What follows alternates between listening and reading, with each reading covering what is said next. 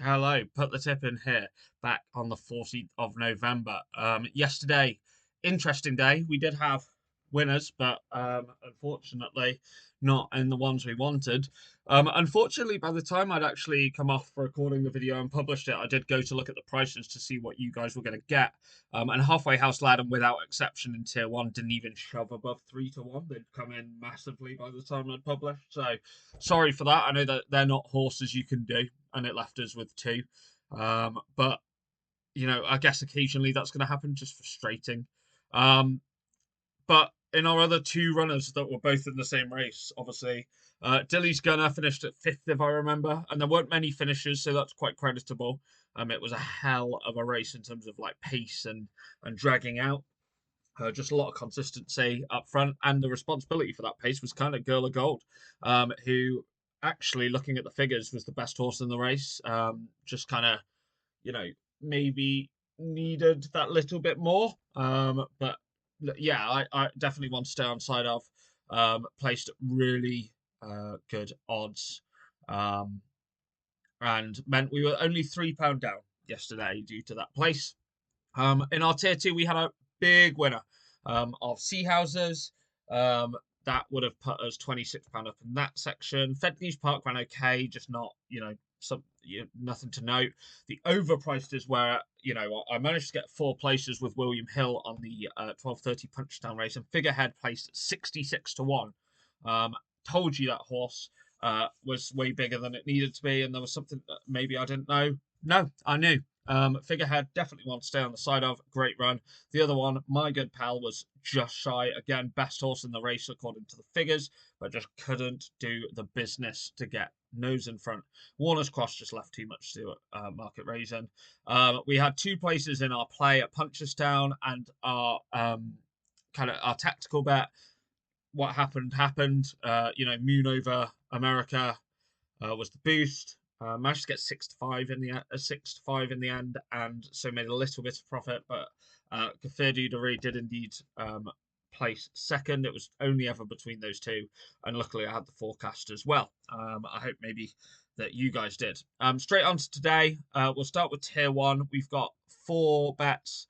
Now I haven't been able to prep as much. I've done loads of research. I like more prep in terms of this is going to be a bit clunky because the kids are downstairs, and yeah, they've got a teacher day, and so doing research with three kids running around, not the one.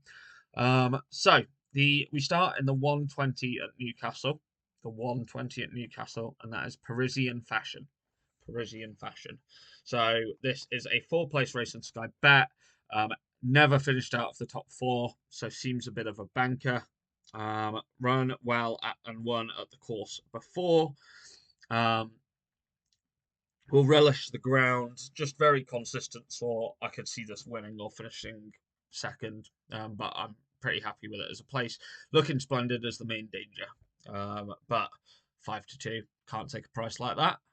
Our next race is the 350 at Southall. The 350 at Southall. Um, that is Steam Fourth Lad. Steam Fourth Lad. 5 to 1 currently. It's just come in actually because I was looking at it at sevens. So maybe jump on this. Albeit it may drift out because the other stuff in the market is quite tough. It's just a big thing. Another four-place race. Again, very, very consistent. Was fifth last time out, but really not far off. And I think this could be the race. And then finally, we go over to the 5:30 at Dundalk. The 5:30 at Dundalk. And actually, I've got two in these.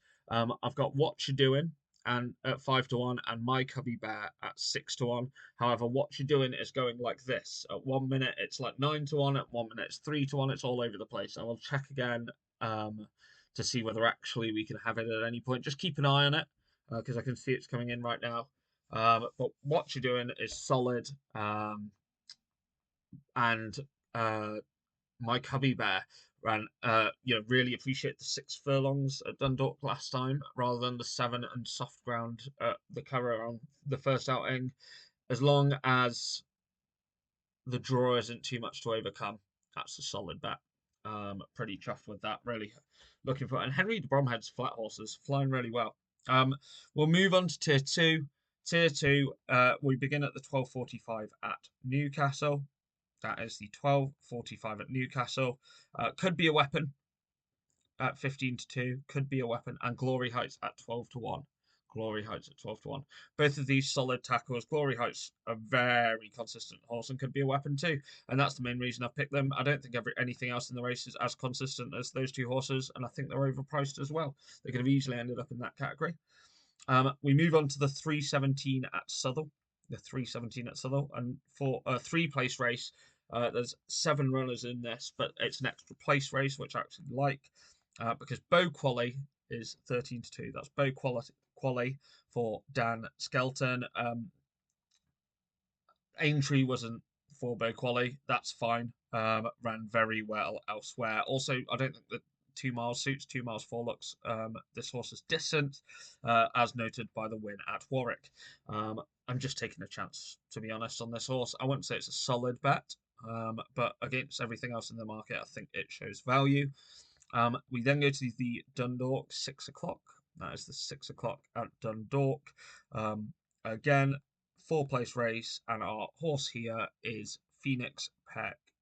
Phoenix Peck. I originally had Send Harry as well as this, but Phoenix Peck will come in because of Send Harry being taken out. 5-1 for this horse. I think it will level out around there, hopefully, but we'll see, because the favourite is just a very, very strong favourite. But McCreary doesn't send horses without chances. So Phoenix Peck for me. And then moving on to the 7:30 at Dundalk. The 7:30, wonderful, wonderful, solid horse. Hasn't been outside the top 3 in the last 5 runs. Yeah, wonderful, wonderful at 13-2. Seems a solid bet. Then we'll move on to the overpriced. We've got, other than this is the only Cheltenham bet you're getting, because I'm doing a separate video on Cheltenham today, and that is because it's impossible to narrow down. I'm just going to talk you through some stuff for Cheltenham.